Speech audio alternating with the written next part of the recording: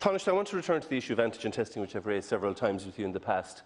The European Commission have advocated the use of antigen testing. The Irish Government said no, it wasn't good enough to take up the 20 million antigen tests offered by the European Commission, wasn't good enough to facilitate visits to nursing homes, wasn't good enough to facilitate the return to school and make schools safer. But lo and behold, we woke up on Monday morning and we find out that the Department of Agriculture are facilitating the antigen testing of workers in meat plants. Workers who operate under bonded labour effectively because the department, your department, won't change the work permit system.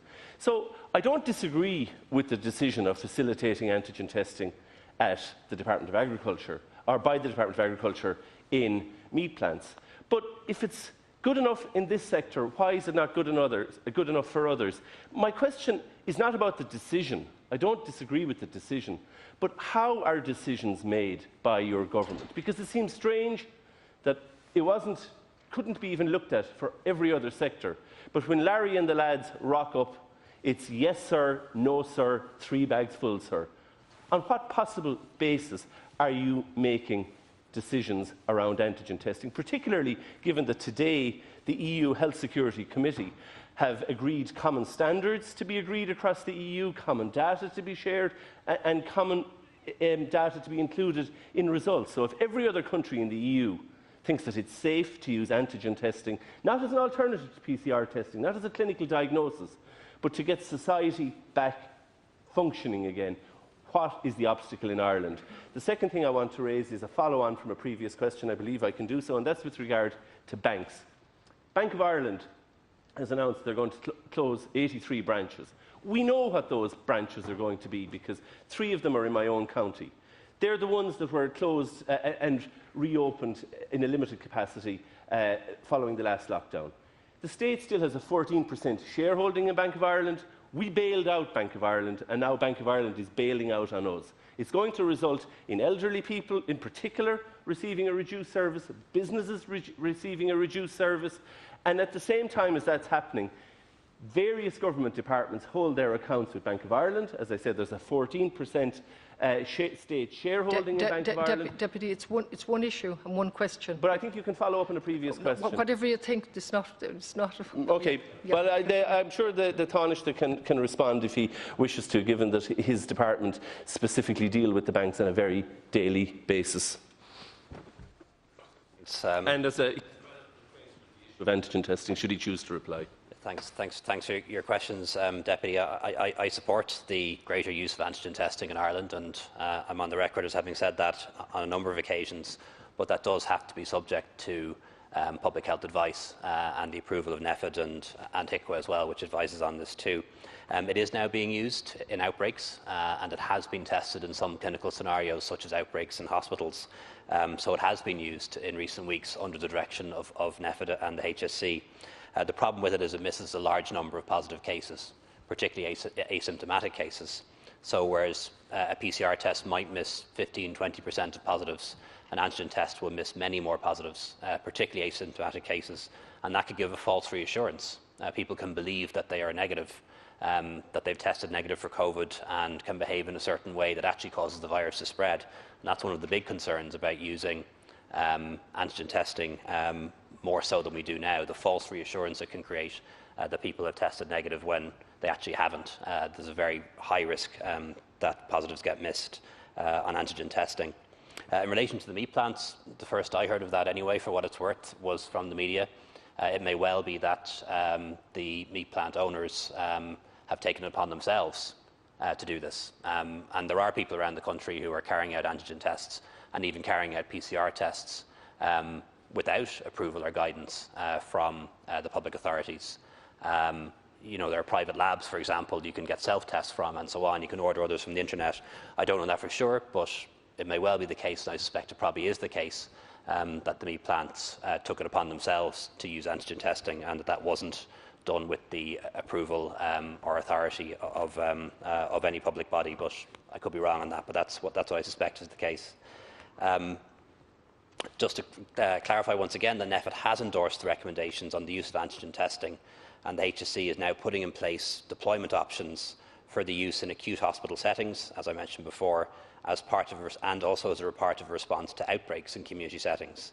The use will be in symptomatic vulnerable populations and their close contacts, supported by appropriate clinical governance and operational arrangements. And the Minister for Health has set up a group that is chaired by the Chief Scientific Officer, Professor Mark Ferguson, to examine the use of rapid tests in the community. So things are moving, albeit at a slow pace, in regard to greater use of antigen testing. Will now be used in symptomatic vulnerable populations and their close contacts. The group under Mark Ferguson is going to see can it be used more widely in a community setting. Just in relation to Bank of Ireland, which you mentioned there as well, it is the case that the government holds a 15% shareholding in Bank of Ireland, but 85% of it is owned by other investors, and the decision obviously to close any bank branches is one for the bank, not one for government, and not one that requires government approval. And while nobody likes to see a bank branch being closed, I think we all need to acknowledge that the world has moved on in terms of banking. The number of people who set foot in a bank branch now is a fraction of what it was 10 or 20 years ago. Okay. And I think what we need to think about is how we can use these iconic buildings, often in villages and main streets, for a new purpose, a purpose that will involve footfall. Deputy Michael McNamara. Thank you. Taoiseach, this false positive and reassurance is a bit like the argument against giving out condoms during the HIV pandemic, that people would feel reassured and behave on that basis. Frankly, I don't buy it, because every single person who's detected is somebody who wouldn't otherwise be detected. It's not that we're taking people away from PCR testing to antigen testing. It's in addition to its screening. So I simply don't accept that argument. To see Deputy Kelly, who I know has been very vocal on antigen testing as well, is agreeing with me on this particular point. With regard to the banks, Taoiseach, yes, the shareholding is one thing, but government departments have huge bank accounts. And surely, there was once a time when you were saying not another red cent. Well, how about not another red cent be lodged in bank accounts owned by government departments, if this is what they're doing? Because there is a generation for whom this won't matter. Equally, there's a generation of people for whom it will matter hugely, and businesses across main streets in Milltown, Malbay, Kilkee and Tulla will be adversely affected. Just before the Taoiseach answers, it's one issue, and to be fair to you, the Deputy, the Taoiseach did answer you, but it's setting a precedent for other Taoiseach's questions. So, Taoiseach, I understand that. There's no fault on you on this occasion, But yeah, so Taoiseach, it is one issue. Taoiseach. Nobody likes to see a bank branch close in a town, but I think we do need to be honest and we need to be realistic. The world has moved on. The amount of people who go into a bank branch now is a fraction of what it was 10 or 20 years ago, and the number is going to keep falling. Most purchases happening in Ireland now are happening electronically. Even in places where you couldn't use a card before, where they only took cash, they sometimes now only take a card. And older people, by and large, have adopted and adapted to that change in technology, much more so than many people give them credit for. And that is the truth of the way the world has moved on. I represent a constituency with 120 or 130,000 people. There's 2 banks, maybe 3, in the entire constituency. And it's not that people travel to other parts of Dublin or other parts of Meath are allowed to use those branches. People are managing money in a totally different way. And I think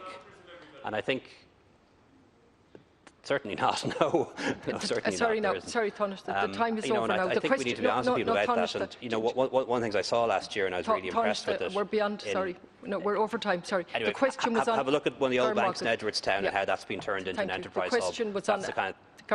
Just for clarity, because it puts the Laskin Corl in a difficult position. It is one question, one issue, and the Taoiseach has chosen to answer the second issue, so the antigen hasn't been answered, and we'll just leave it like that. And I move